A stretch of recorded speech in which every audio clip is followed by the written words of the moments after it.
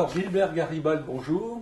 Bonjour. Vous venez de publier chez Numérilivre Le rite écossais ancien a accepté 33 degrés de sagesse pratique. Il est communément admis qu'on parle de l'expression de Socrate connais-toi toi-même. Oui.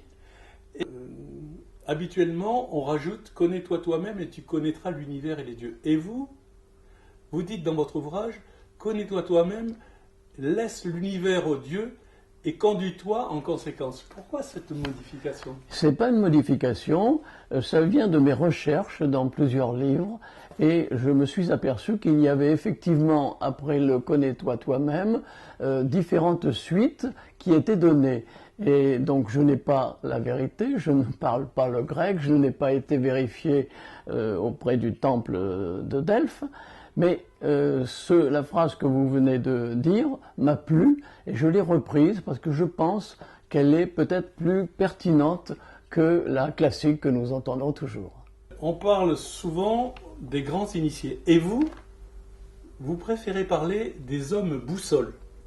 Oui, j'ai aimé construire ce double mot parce que pour moi, la boussole indique une direction et ce sont des gens qui pour moi sont directionnels.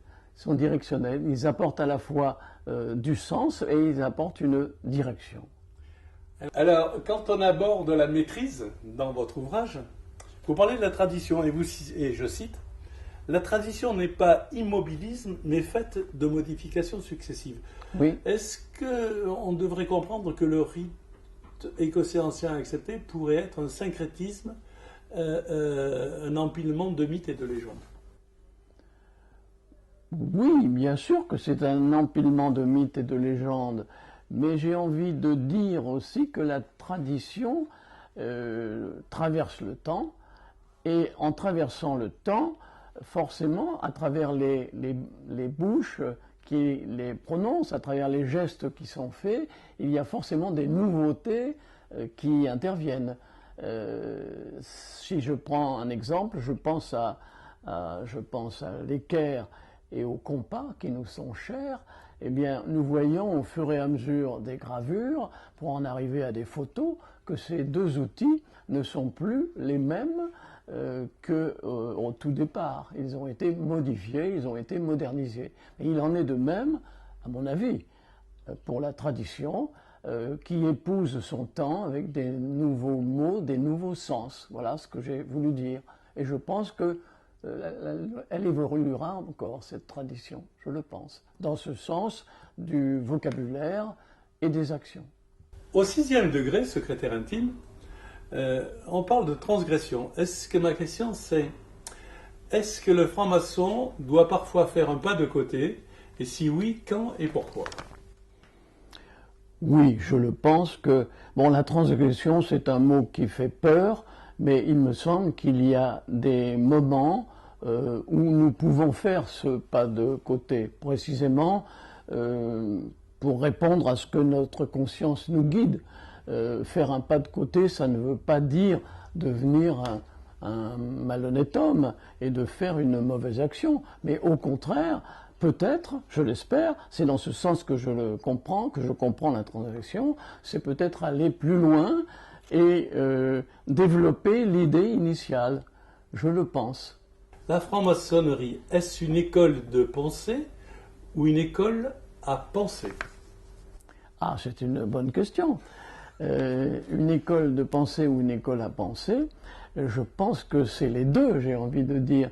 Une école de pensée par ce qui nous est apporté au départ, par les maîtres, par les enseignants, et une école à penser par les pensées que nous additionnons, que nous apportons en plus. Ça rejoint votre question précédente, finalement. Alors, dans le degré 13, il y a une descente symbolique sous 9 arches. Oui. Et cette descente vous fait référer, et c'est normal avec votre métier, oui, à une métaphore de Freud. Oui. Que je cite, « Ce n'est pas le rameur qui mène la barque, mais le passager clandestin ». Alors j'aimerais que vous nous expliquiez un petit peu cette métaphore. Oh, tout simplement, bien entendu, ça renvoie à l'inconscient, à ce personnage. On peut on peut penser que notre inconscient est un double que nous avons en soi et qui pilote beaucoup nos actions sans que nous nous en rendions compte, effectivement. Et c'est l'objet même de la psychanalyse, qui est donc ma formation, de faire remonter à la surface ce que l'inconscient a enfoui. Ça me renvoie à Freud directement, qui a découvert la psychanalyse lors de plusieurs visites qu'il a faites à Pompéi, et il a vu ces maisons enfouies, ces matériaux enfouis, et ça lui a fait penser, et ça lui a fait affleurer à l'esprit cette métaphore de l'enfouissement et du matériau à ramener à la surface, et c'est l'objet même de la psychanalyse. Le degré 14, qui parle beaucoup d'amour, est-il une préfiguration de la scène des degrés ultérieurs? Oui, je pense qu'on peut le voir comme ça. Je ne l'ai pas forcément vu comme ça, mais effectivement, la scène, sans rentrer ici dans le christianisme, effectivement, est une très belle image du partage, car l'amour, c'est le partage. Et effectivement, la scène avec le pain et le vin, c'est une magnifique illustration du partage. Oui. Puisque au 30e degré, le chevalier Kadosh, c'est, me semble-t-il, un degré de combat. Et ma question, c'est quel genre de combat, si on transpose le travail rituel au travail et à la responsabilité dans la société, quel genre de combat au siècle du multiculturalisme, d'une circulation Internet intensive et d'une explosion des médias? Oui, alors effectivement, nous recevons beaucoup d'informations par les médias que vous venez de citer, et on peut se demander ce qu'un chevalier Kadosh, c'est-à-dire un franc-maçon dans la cité, peut faire pour être utile, actif. Alors il est évident que c'est un combat moral dont il s'agit, et il me semble qu'on peut s'améliorer et améliorer l'autre en apportant dans la cité les idées auxquelles on a réfléchi, des idées qui peuvent apporter des nouveautés, des nouvelles façons de penser, et surtout, je crois, ça m'est cher, cette idée de raccommoder ce tissu social qui est, il faut bien le dire, déchiré, et je pense que notre rôle, précisément par notre approche de l'autre, par notre communication, dans le mot communication d'ailleurs il y a communion, lorsque nous nous approchons de l'autre, lorsque nous nous comprenons à la fois par le regard, par la parole, par tous les échanges que permet la vie entre les personnes, et il me semble que là, nous pouvons apporter des idées, pas forcément nouvelles, mais on peut en remettre en circulation, mais en tout cas, ce qu'il s'agit de faire, je crois, c'est d'améliorer le rapport à l'autre, d'ouvrir son cœur à l'autre pour qu'il ouvre le sien aussi, et que l'on puisse ressouder, remmailler ce tissu social dont je viens de parler. Alors, le degré 9, ça fait partie des degrés de vengeance. Habituellement, on dit que ce sont les degrés, ça fait partie des degrés de vengeance. Et vous parlez de pardon. Oui.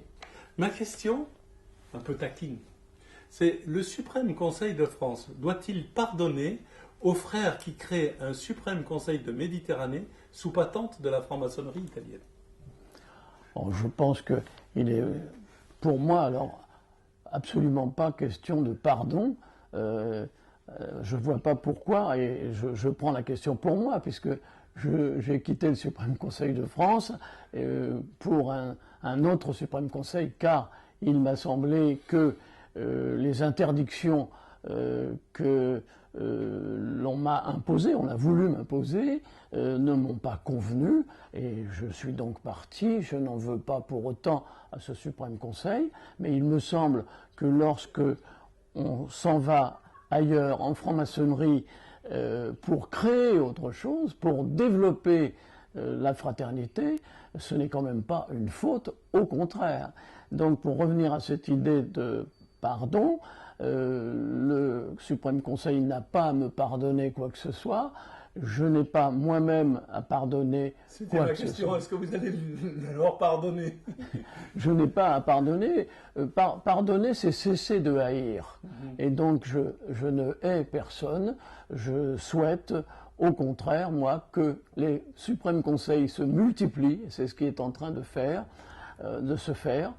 Pourquoi? Parce qu'il y a des restrictions, et des restrictions d'avancement notamment. Je n'ai jamais compris pourquoi le rite écossais ancien et accepté sur lequel vous m'interrogez, qui est composé de 33 degrés, je n'ai jamais compris pourquoi on pouvait interrompre le parcours de gens qui ont extrêmement bien travaillé et les empêcher d'avancer. Pour moi, le rite écossais ancien et accepté en 33 degrés est un marathon, si je puis dire, pour faire une métaphore. Et on n'interrompt pas un marathonien en pleine course, ça ne voudrait rien dire. On le laisse aller à partir du moment où il a fait une belle course, on lui doit l'honneur de continuer et de terminer son parcours.